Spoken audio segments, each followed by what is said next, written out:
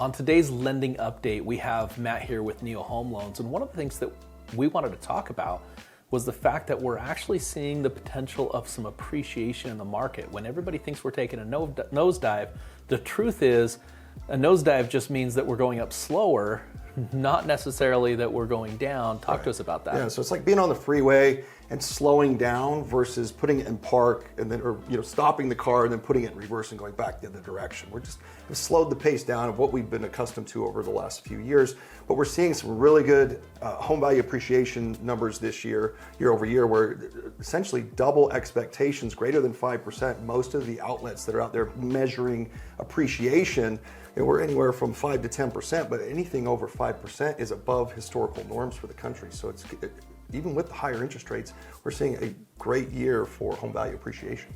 Yeah, and even though the market has slowed a lot because of what's going on in the financial markets, there's still a lack of inventory out there, right? And that's part of what is pushing this issue.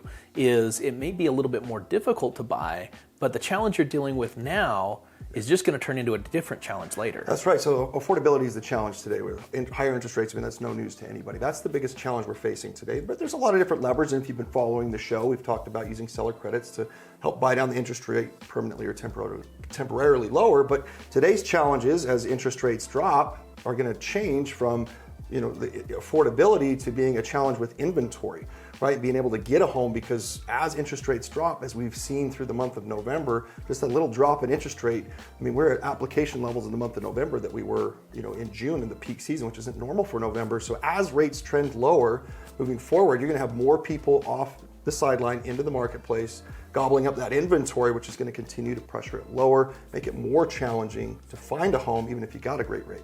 So right now you might be having a hard time figuring out how you're going to afford based on the interest rate. But the next thing would be, how are you going to actually even be able to buy a house? Because when a lot of competition is in the market, it's a lot harder to get those offers accepted. Yeah, that's right. So key thing is if you're interested in buying a home at all, best thing to do is get your pre-approval going, get out there, let's help you figure out how to afford a house in today's market.